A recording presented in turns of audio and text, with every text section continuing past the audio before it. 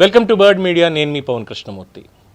Yes, ఆయన నా daddy, నాకు దేవుడిచ్చిన డాడీ. మా డాడీతో నేను ఇలాగే ఉంటా. ఆయన నేను డాడీ అనే పిలుస్తా. బయటికి వెళ్ళి దందాలు చేస్తా.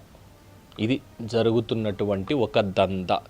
దీనికి నర్సరావుపేట ఎమ్మెల్యే డాక్టర్ చదలవాడ అరవింద్ బాబు ఇప్పుడు బలి కాబోతున్నారా అంటే అవుననే చెప్తున్నారు చాలామంది.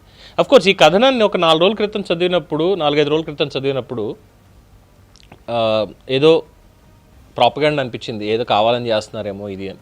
ఎందుకంటే దాదాపు ఒక 1.5-2 నెలల క్రితం పల్నాడు ఎస్పీ ఆఫీస్కి వెళ్ళి హల్చల్ చేసినటువంటి అరవింద్ బాబుని చూసిన తర్వాత పల్లా శ్రీనివాసరావు దగ్గరికి వెళ్ళి ఆయన దానికి ఎక్స్ప్లెనేషన్ కూడా ఇవ్వడం ఇదంతా అయ్యింది.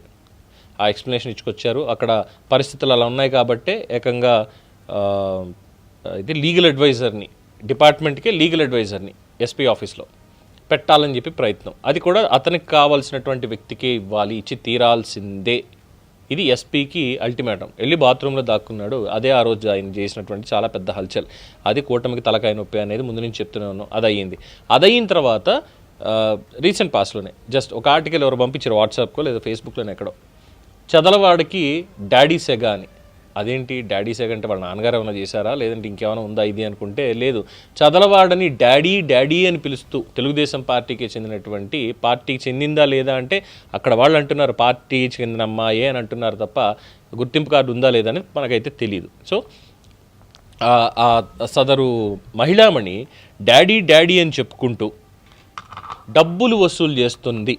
ఆ అమ్మాయి పేరు అభినయ చౌదరి అంట. What to do, what not to do. సరే, ఇక్కడ ఆ ఆడియో కాల్ ఒకసారి వినండి. మా బాబాయ్ యాక్చువల్ గా ఆయనకు అప్పు ఇచ్చారు ఫాదర్ కి. మీ బాబాయ్ గారి పేరండి?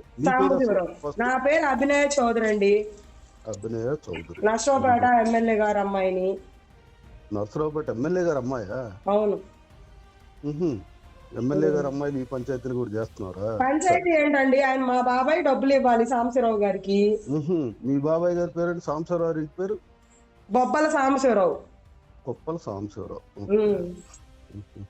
మీకు అసలు ఇచ్చే ఉద్దేశం ఉందా? ఫాదర్ కి ఇచ్చే ఉద్దేశం లేదా? చెప్పండి పోనీ. అదైనా ఇద్దామని అనుకున్నాం. యాక్చువల్ గా 3 days లో ఇచ్చేద్దాం అనుకున్నాం, కానీ ఈ కొత్త పంచాయతీ వచ్చింది కదా. పంచాయతీ అంటే ఏంటో చూద్దాం అసలు. What is what, who is who అని ఒకసారి తెలుసుకుందాం. ఏముందండి, మీరు రండి మా నాన్నగారి దగ్గరికి. కావాలంటే వాళ్ళ అమ్మాయినో కాదో చెప్తారుగా మా నాన్నగారు. ఎవరు అమ్మాయో ఏంటో తెలుస్తుంది. తెలియకుండా ఎట్లా ఉంటది అంటే స్టేట్ మొత్తం తెలిసింది, మీకు అబద్ధం అని తెలిసిద్దా? ఏమండి స్టేట్ ఏముందండి, ఒక్క నారా లోకేష్ ట్యాగ్ చేసి కొడితే మొత్తం చెయ్యండి. మీరేమో నారా లోకేష్ మా గురించి మీరు చాలా తక్కువ అంచనా వేస్తున్నారు. ఎవరేస్తున్నారండి? ఎవరు డబ్బులు ఎగ్గొట్టట్లేదు ఇక్కడ. ఎవరు అర్థమైందా?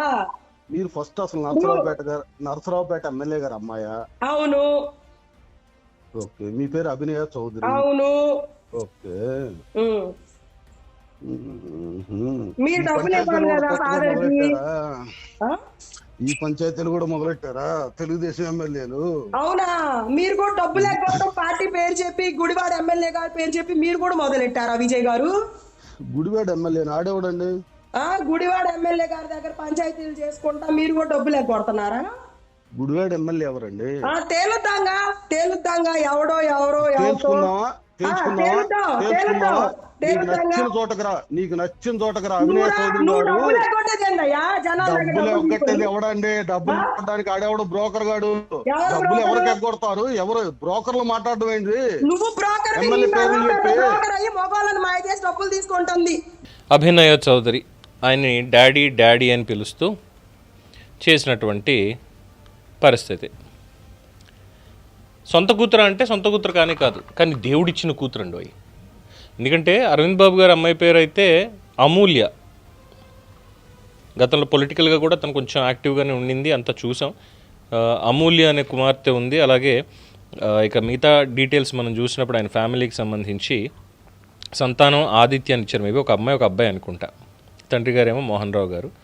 అఫిడవిట్లో కూడా ఇంకా మిగతా డీటెయిల్స్ అంతగా పెట్టినట్టుగా ఏం కనిపించట్లేదు. సరే, అది పక్కన పెడితే ఈ అమ్మాయి అయితే ఆయన కుమార్తె కాదు. మేబీ తెలుగుదేశం పార్టీలో ఒక కుటుంబంలాగా ఉంటారు కాబట్టి బాబాయినో అబ్బాయినో మా ఆయనో ఏదో పిలుచుకుంటూ ఉంటారు ఇన్ జనరల్గా.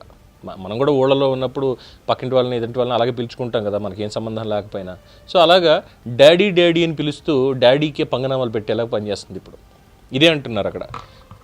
ఇది కొత్త ఏం కాదు, అప్పట్లో పిఏలు కూడా ఇలాగ ముంచేశారు అరవింద్ గారిని. ఇప్పుడు వచ్చేసి ఇగో ఈవిడ.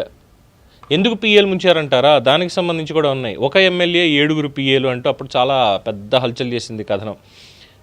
అధికారులకి అనధికార సందేశాలు పంపించేవాళ్ళు, నగదు డిమాండు, బెదిరింపులు.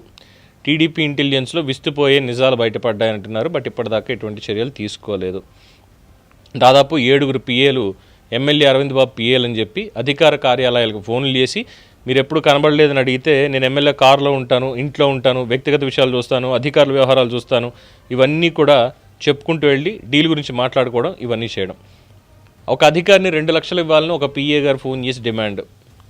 ఇంకో ముఖ్యుడు గట్టిగా అరిచాడు నేను ఇవ్వలేనండి అంటే, అదయ్యింది. సెకండ్ది వచ్చేసి కోటప్పకుండా ఈవోకి ఫోన్ చేసి ఎమ్మెల్యే పిఏని మాట్లాడుతున్నా, యువకుడికి చెప్తాను ఉద్యోగం ఇవ్వండి అండం. వెంటనే ఎమ్మెల్యేకి ఫోన్ చేసి అడిగితే నేను ఎవరికి ఉద్యోగం ఇమ్మని చెప్పలేదు అని ఆయన చెప్పుకొచ్చారు.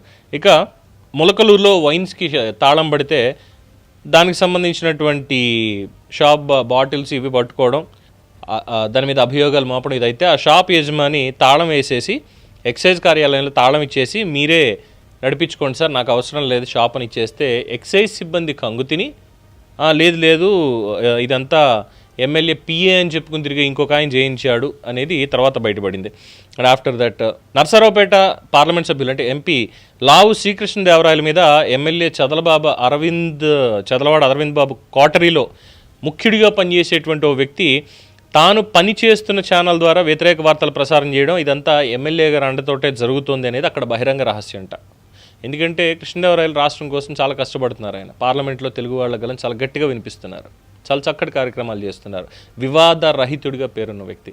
మరి అలాంటి ఆయన్ని అంటే అర్థం కాదు. అప్పట్లోనేమో 19 నుంచి 24లోనేమో వైసీపీలో ఉన్న అక్కడ సెగ తప్పలేదు. ఇక టీడీపీలోకి వస్తే ఇక్కడ టీడీపీ ఎమ్మెల్యే నుంచి కూడా సెగ తప్పట్లేదా?